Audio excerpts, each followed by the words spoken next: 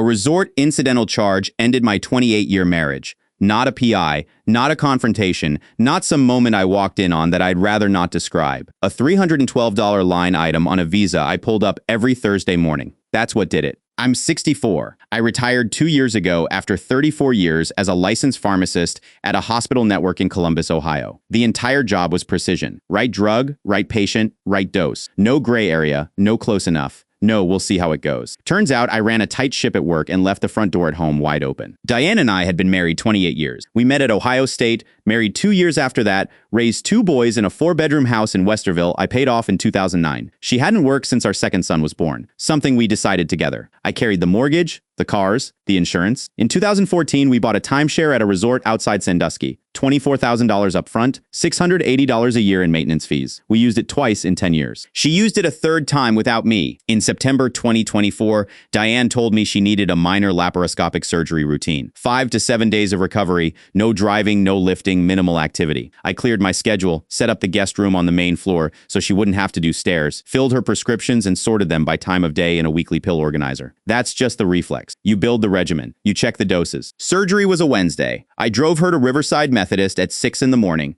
She came out fine. I stayed Thursday and Friday. Saturday morning, I drove to Kroger. Gone maybe 90 minutes. Came back and the guest room was empty. Overnight bag gone. Her car still in the driveway. She wasn't cleared to drive for 7 days, but she wasn't in the house. She picked up on the second ring, said she felt better than expected, and had gone to stay with her sister Karen in Dublin. Said Karen would take better care of her than she could manage on her own. Sunday. I called Karen just to check in. Karen had no idea what I was talking about. I didn't call Diane back. I sat with it. A pharmacist figures out early that acting on incomplete information is how people get hurt. You wait until you have the full picture before you do anything with it. So I waited. Tuesday, Diane came home, moved carefully, thanked me for holding down the house. I told her I was glad she was feeling better and left it there. Didn't mention Karen. Didn't mention anything at all. Thursday morning, I pulled up the visa statement, the way I do every week. September 14th, Kalahari Resort, Sandusky, Ohio. Incidental charges.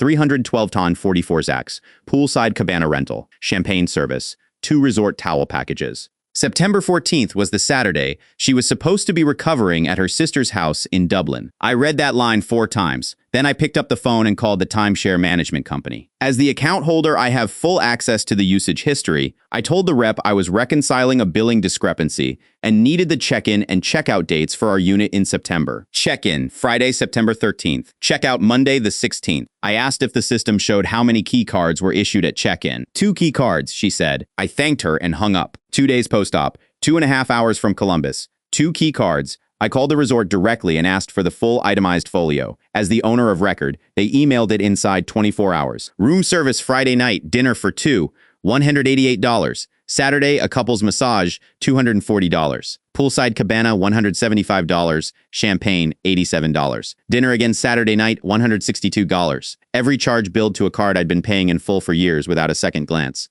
because it had never occurred to me to look twice. At the bottom of the folio, in the guest information field, there was a second name. The resort lets owners add a guest name at check-in for the second key card. The name was Mitchell, one Mitchell in our lives. Mitchell Hargrove, 58 years old, semi-retired contractor, lived 12 minutes from our house. He'd been in a book club with Diane for close to 2 years. A book club I'd never been invited to, never once thought to ask about. I shook that man's hand at a neighborhood cookout in July, ran into him in a Walgreens parking lot and recommended a blood pressure medication because he mentioned his doctor had raised it and he wanted a second opinion.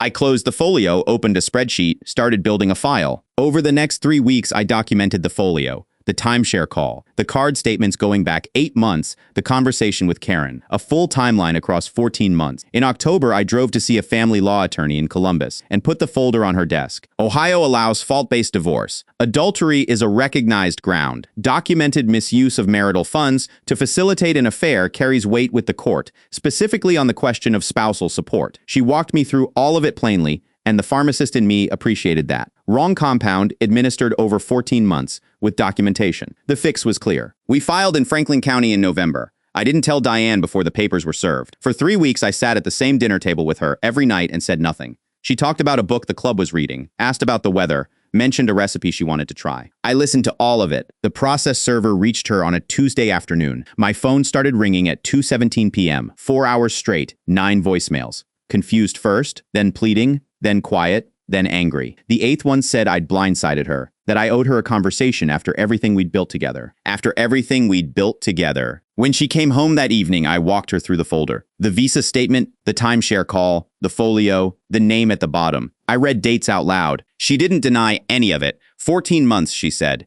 It started at the book club. She didn't know how to stop it. She asked if there was any chance we could work through it. I told her no. She said she still loved me and didn't want to lose the life we had.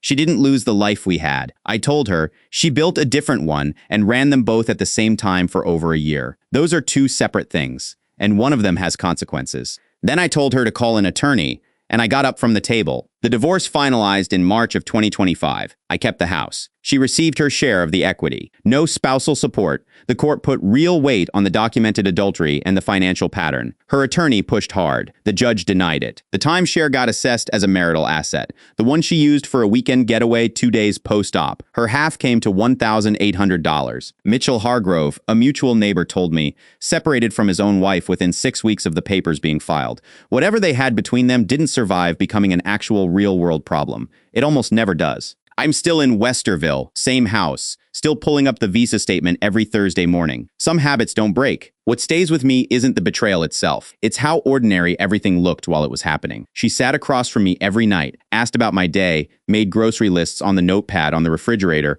while she was planning weekends away with someone else. People think it's one moment of pain. It isn't. It's finding out that hundreds of ordinary moments you thought were real were something else entirely. That's the part that's hard to put somewhere. I should have been running the same kind of checks at home that I ran at work. The $312 was there when I finally looked. It had probably been other things before that, things I walked right past. I just had to be paying attention when it mattered. Please like, comment, share, and subscribe.